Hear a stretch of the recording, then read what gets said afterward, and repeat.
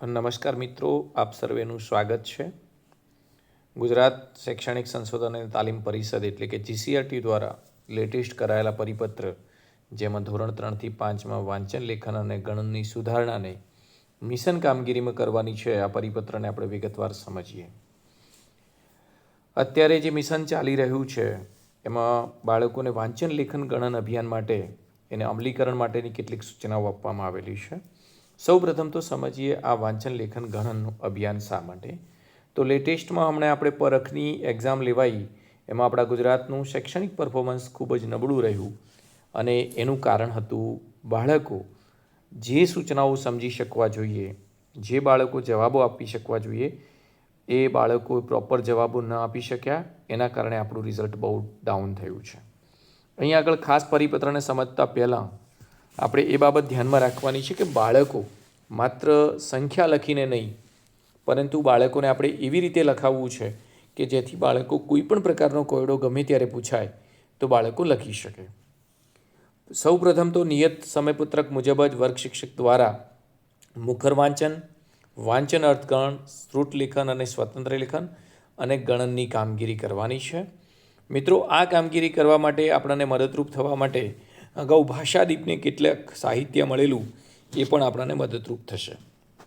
આ સમયગાળા દરમિયાન આપણે ધોરણ 1, 2 અને બાળવાટિકામાં સમગ્ર શિક્ષા દ્વારા આપવામાં આવેલ નિપુણ પખવાડિયાની પણ કામગીરી કરવાની છે. બીજું મિત્રો, આ નિપુણ ભારત માટે દરેક બાળક દીઠ એક આપણે નોટબુક બનાવવાની છે વાંચન લેખન ગણનની પ્રવૃત્તિ કરાવવા માટે. આ સમગ્ર પ્રવૃત્તિનું મોનિટરિંગ CRC, BRC અને કેળવણી નિરીક્ષક, TPOશ્રી અને ડાયટ દ્વારા થનાર છે. BRC અને CRC પણ પોતાના વર્ગખંડ દરમિયાન આનું સમગ્ર વાંચન લેખનનું મૂલ્યાંકન કરશે અને રાજ્ય કચેરીના પણ નિયામક કચેરી દ્વારા સમગ્ર શિક્ષણ અને GCRTના અધિકારીઓ પણ આમાં મુલાકાત લેનાર છે. હવે આ સમયગાળા દરમિયાન કાર્ય કર્યા બાદ પણ એટલે મતલબ આ જે આપણને સમયગાળો આપ્યો છે એ સમયગાળા બાદ પણ આપણે વર્ગ શિક્ષકે કાર્ય સતત કરતું રહેવાનું છે. એટલે કે 14 નવેમ્બર આપણું જે આ પખવાડિયું પતી જાય પછી પણ આવા બાળકો જે કચાશવાળા છે એવા બાળકો ઉપર આપણે વિશેષ ધ્યાનમાં આપવાનું છે. ગણનનું મૂલ્યાંકન કેવી રીતે કરવાનું છે એ વિગતવાર આપણે જાણીએ.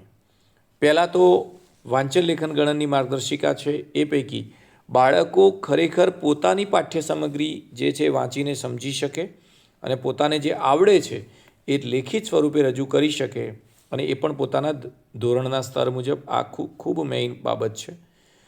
આ અભિયાન અંતર્ગત એક ખાસ બાબત ધ્યાનમાં આપણે એ મૂકવાની છે કે આપણે ક્યાંય પણ બાળકોને અનુલેખન નથી કરાવવાનું.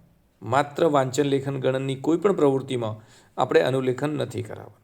મુખર વાંચન અને વાંચન અર્થગ્રહણ બાળકો જે ઘણી વખત માત્ર અક્ષરો વાંચતા હોય છે, દાખલા તરીકે મગજ વાંચતા હોય તો મ, ગ, જ. હવે આ વાંચન કહેવાય જ નહીં, આ ડિકોડિંગ કહેવાય. કારણ કે આમાં એને ખબર નથી કે મગજ વાંચ્યું એ ખરેખર કયો શબ્દ છે, એનો મતલબ શું છે. તો અહીંયા આગળ ખાસ બાળકો અર્થસભર વાંચન કરે એ માટે. શ્રુત લેખન અને સ્વતંત્ર લેખન. હમણાં પહેલાં આપણે કીધું એમ કોઈ પણ વિષયમાં અનુલેખન કરાવવાનું નથી અને ખાસ શ્રુત લેખન અને સ્વતંત્ર લેખન. સ્વતંત્ર લેખન બાળકો ત્યારે જ કરી શકે કે જ્યારે બાળકો એ પ્રકારનું વિચારી શકે. તો આપણે પ્રાર્થના સમય દરમિયાન બાળકો થયેલી પ્રવૃત્તિઓ કે ગઈકાલે તમે સ્કૂલથી છૂટ્યા પછી શું કર્યું, દિવાળીની રજાઓમાં તમે શું કર્યું, ગઈકાલે ખેતરમાં તમે રવિવારે ગયા તો શું કર્યું, તો અને વર્ગખંડમાં સવારે આવ્યા ત્યારથી કરીને અત્યાર સુધીની પ્રવૃત્તિઓ કઈ કઈ કરી તો બોલો. તો આવી રીતે બાળકો જો બોલતા થશે, તમારા ઘરે પશુપાલન છે તો એમાં કઈ કઈ બાબતો છે, તો બાળકો બોલતા થશે તો જ લખતા થશે. એટલે બાળકોને સ્વતંત્ર રીતે પહેલાં બોલતા કરો અને પછી બાળકોને એ રીતે લખવાનો ટોપિક આપો. ખાસ વસ્તુ તમને કહું કે જે બાળકો છે એમને પોતાના ધોરણને લક્ષીને ઘણા બધા જે કઠિન શબ્દો કહી શકાય, પારિભાષિક શબ્દો અને વાક્યો પણ બાળકોને આવડવા જોઈએ, જેવા કોઈ ચતુષ્કોણ, પ્રકાશ સંશ્લેષણ, સલ્ફરિક એસિડ. પછી ખાસ સ્પષ્ટ ઉચ્ચારણ સાથે આપણે શ્રુતલેખન કરાવવાનું છે વાક્ય કે બોલતી વખતે. અને કોઈ પણ શ્રુતલેખન કરાવીએ ત્યારે શિક્ષકે 3 વાર બોલવાનું છે. પહેલી વાર ધ્યાનથી સાંભળવા માટે, બીજી વખત લખવા માટે અને ત્રીજી વખત જે લખ્યું છે એ ચકાસવા માટે. તો શ્રુતલેખન શક્ય હોય એટલું જ કરાવવું અને જેટલું તમે શ્રુતલેખન કરાવો છો એટલું તમારે ફરજિયાત તપાસી શકો એટલું જ કરાવવું. કે તમે જો 5 પેરેગ્રાફ જો તપાસી શકતા હોય બાળકોની સંખ્યાના સાપેક્ષમાં રાખીને તો 5 જ પેરેગ્રાફ લખાવો. પછી તમે 20 પેરેગ્રાફ લખાવો અને એમાંથી 2-3 પેરેગ્રાફ જો તમે શ્રુતલેખનના ચકાસો છો તો એનો કોઈ મતલબ છે નહીં.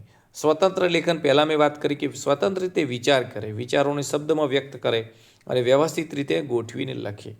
અહીં આગળ વિચારશક્તિ અને ભાષા અભિવ્યક્તિ વિકસાવવા માટેની છે. શ્રુતલેખન અને સ્વતંત્ર લેખન. ત્યાર પછી ગણન. માત્ર અહીં આગળ અંકો પૂછવાના બદલે એક વ્યવસ્થિત રકમ સાથે વ્યવહારુ પ્રશ્ન તરીકે પૂછવાનો અને પૂછાયેલો પ્રશ્ન બાળક જાતે સમજવાનો છે. શિક્ષકોએ પ્રશ્ન સમજાવવાનો નથી. આપણે શરૂઆતમાં શું કરતા હતા? માત્ર 24x18 આ રીતે તમે ગુણાકાર લખાઈને બાળકો લખતા હતા. પરંતુ આપણે એના બદલે આ રીતે લખાઈએ કે એક દુકાનમાં પેનના કુલ 24 બોક્સ છે, દરેક બોક્સમાં કુલ 18 પેન છે, તો દુકાનમાં કેટલી પેનો હશે? તો બાળકો જાતે લખી શકે. તો અહીં આગળ શ્રુતલેખન દ્વારા કરાવીએ તો બાળકોનું શ્રુતલેખન પણ થઈ જશે અને બાળકોનું ગણન કાર્ય પણ થશે. એક સાથે આપણા 2 કામ થશે. વિશેષ વાત તમને કરું તો વાંચન લેખન ગણનમાં બહુ કચાશ ધરાવતા હોય, જેમાં અક્ષરો કે માત્રો ઓળખવામાં પણ મુશ્કેલી અનુભવતા હોય, એમના માટે આપણે પ્રાથમિકતા આપવી. અને પહેલાં કહ્યું એમ કે ભાષાદીપની જે છે એ બુકો તમને GCRTની વેબસાઇટ ઉપર ઉપલબ્ધ છે. અહીંયા આગળ હું ડિસ્ક્રિપ્શનમાં ભાષાદીપની જે લિંક છે એ પણ મૂકી દઈશ. હવે અહીં આગળ વાત છે કે તમારે કેવી રીતે આપણે એનું ફોર્મેટ બનાવવાનું છે, કેવી રીતે આપણે મોનિટરિંગ કરીએ, અથવા તો બહારથી કોઈ આવશે તો કેવી રીતે જોવાના છે. તો તમારા તમામ વર્ગના બાળકો છે એમાં 25 થી 30 શબ્દોનું શ્રુતલેખન કરાવવાના છે. શ્રુતલેખન દ્વારા જ ગણનના પ્રશ્નો છે. કોઈ પણ 5 બાળકો રેન્ડમલી પસંદ કરી અને એમની નોટબુકો ચકાસી અને એમનું ગ્રેડિંગ કરશે. ગ્રેડિંગ આ રીતે થશે: એ એટલે સંતોષકારક, જેને બાળકોએ સારું એવું વાંચન પોતાની વય કક્ષા અને ધોરણ કક્ષા પ્રમાણે કર્યું છે. મધ્યમ એટલે B, નબળું એટલે C અને બિલકુલ ન આવડે તો D. અહીંયા આગળ અવલોકનની કેટલા સંખ્યા હાજર અને ગેરહાજર આ પ્રમાણેનું સંપૂર્ણ મોનિટરિંગ ફોર્મ છે મિત્રો. તો હું માનું છું ત્યાં સુધી આપને વિગતવાર ખ્યાલ આવી ગયો હશે. વધુ માહિતી માટે અમારી ચેનલને સતત જોતા રહેજો. ધન્યવાદ.